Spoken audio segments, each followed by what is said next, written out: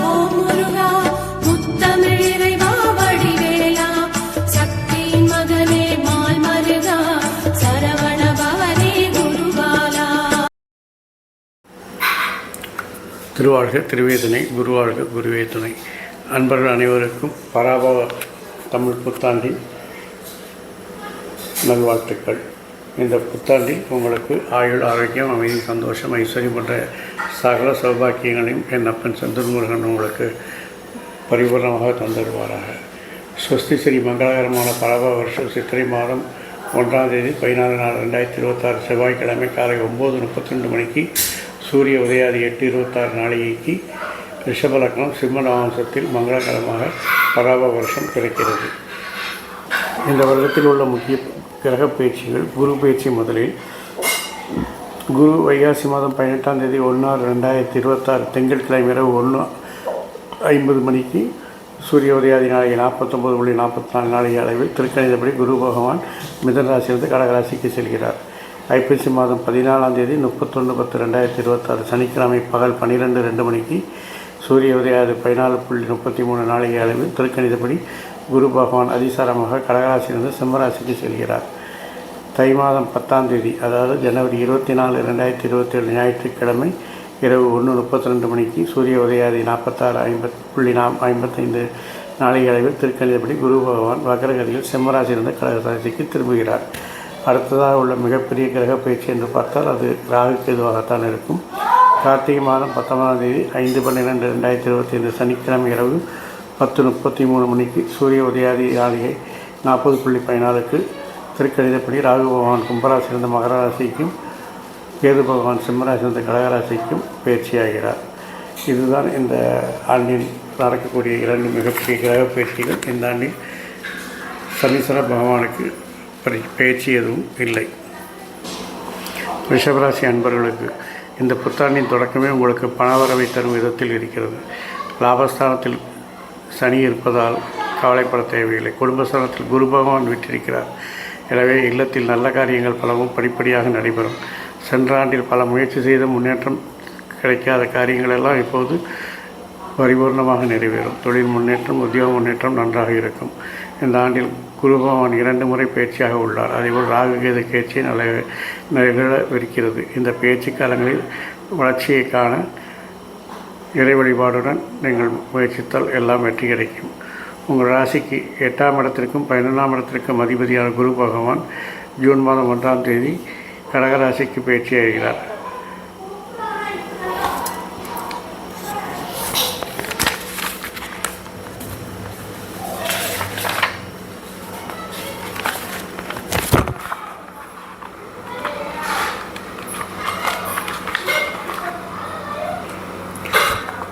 அதன் பிறகு அக்டோபர் 31 சனிக்கிழமை அதிசாரமாக கடகராசியிலிருந்து சிம்மராசிக்கு செல்கிறார். பிறகு தை மாதம் 10ஆம் தேதி ஜனவரி 24 அன்று 2027 சூரிய உதயாதி நாளிகை 46:55 நாளிகை அளவில் அதாவது இரவு 1:32 மணிக்கு குரு பகவான் வக்ரகதியில் சிம்மராசியிலிருந்து கடகராசிக்கு திரும்புகிறார். உங்கள் ராசிக்கு 8ஆம் இடத்திற்கும் 12ஆம் இடத்திற்கும் அதிபதியான குரு பகவான்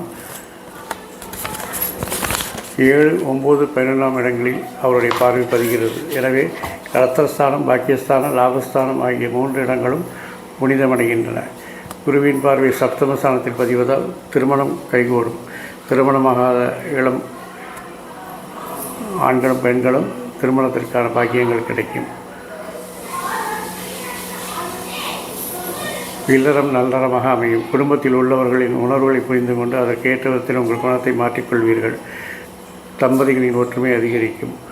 வெளிநாட்டு முயற்சியில் இதுவரை இருந்த தடைகள் அகலும். தகராறுகள் தானாக விலகி ஒற்றுமை பலப்படும். குருவின் பார்வை 9ஆம் இடத்தில் பதிவதால் தந்தை வழி உறவில் நெருக்கம் அதிகரிக்கும். அவர்களின் ஆதரவோடு தொழிலை நன்றாக பயன்படுத்திக் கொள்வீர்கள். நீடித்த நோயில் இருப்பது நிவாரணத்தை பெறுவீர்கள். வெளிநாட்டில் உள்ள நல்ல நிறுவனங்களிலிருந்து அழைப்புகளை ஏற்றுக்கொள்ள முன்வருவீர்கள். கொடுக்கல் வாங்கல்களில் திருப்தி ஏற்படும். மகனின் வேலைக்காக சொந்த முயற்சி கைகூடும். அதன் மூலம் உங்களுக்கு உதிரி வருமானங்களும் வரக்கூடும். முன்னோர்கள் செய்த தர்மங்களை நீங்களும் செய்ய முன்வருவீர்கள். எதையும் திட்டமிட்டு செய்து வெற்றி காணும் நேரம் இது. குருவின் பார்வை 12ஆம் இடத்தில் பதிவதால் பொருளாதாரம் உச்சநிலை அடையும். உடலும் மனமும் உற்சாகத்துடன் செயல்படும். செவ்வாய் தொழிலை மேம்படுத்த எடுத்து முயற்சி பலன் தரும். கொடுக்கல் வாங்க இருந்த ஏற்ற இறக்கங்கள் சமநிலையாகும். இல்லறத்திற்கு தேவையான விலையுயர்ந்த பொருட்களை வாங்கி மகிழ்வீர்கள். எதிர்காலத்தை பற்றிய பயம் அகலும்.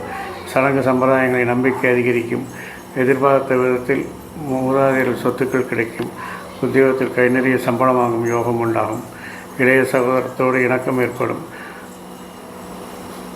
பயணங்களில் ஆர்வம் காட்டுவீர்கள். சிம்ம ராசியில் குரு சஞ்சரிக்கும் காலத்தில் அதன் பார்வை உங்கள் ராசிக்கு 8, 10, 12 ஆகிய இடங்களில் பதிகிறது. அஷ்டமத்தை குரு பார்ப்பதால் இழப்புகளை ஈடு செய்ய புதிய ஒளி பிறக்கும். கடந்த சில ஆண்டுகளாக இல்லத்தில் நடைபெறாமல் இருந்த காரியங்கள் துரிதமாக நடைபெறும்.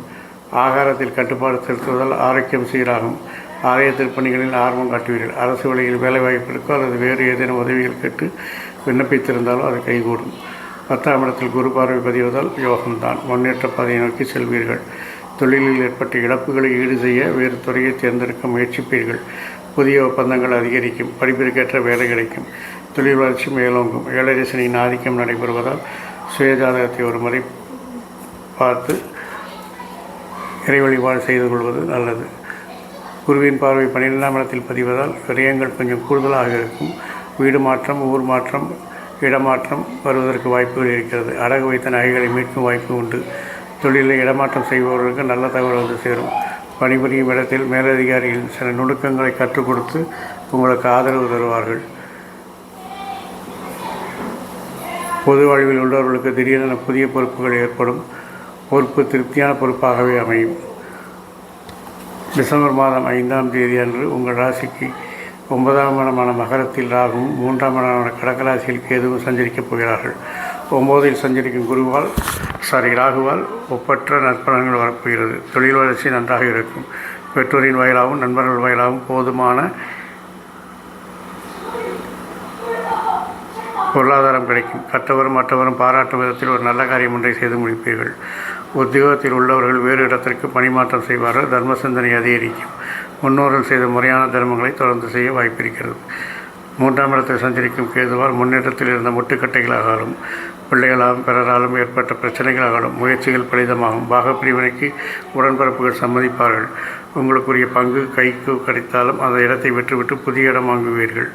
வருமானம் வருவதில் தடை இருக்காது. பயணங்கள் அதிகரிக்கும். சிலருக்கு வெளிநாட்டில் குடியுரிமை கிடைக்கும். வழக்குகள் சாதகமாக அமையும். வெள்ளிக்கிழமை தோறும் அம்மன் வழிபாட்டை மேற்கொள்ளுங்கள். அபிராமி அந்ததை பிடித்தால் அனைத்து யோகங்களும் உங்களுக்கு தானாகவே வந்து சேரும் என்பதை மட்டும் நீங்கள் நினைவில் வைத்துக் கொள்ளுங்கள். மொத்தத்தில் இந்த ஆண்டு உங்களுக்கு 75% நன்மைகளை கொடுத்து ஒரு நல்ல ஆண்டாகவே பிறந்திருக்கிறது என்பது மகிழ்ச்சியாக நீங்கள் ஏற்றுக்கொள்ளுங்கள். இந்த ஆண்டு மட்டும் இல்லாமல் எல்லா ஆண்டுகளும் உங்களுக்கு சகல சௌபாக்கியம் தருவதற்கு என் அப்பன் சந்திரமுருகன் அருள் புரிவாராக. வாழ்க வளமுடன், வளர்க சுகமுடன், அறம் செய்வோம், கர்மத்தின் விலை குறைப்போம். முருகா சரணம், கந்தா சரணம், எங்கும் மங்களம் உண்டாகட்டும். இதுபோல் இன்னொரு பதிவில் உங்களை சந்திக்கும் வரை உங்களிடம் தற்காலிகமாக விடைபெறுவது உங்கள் நண்பன் திரு விசாக ஜோதிடத்தின் சிவகுருநாதன். நன்றி, வணக்கம்.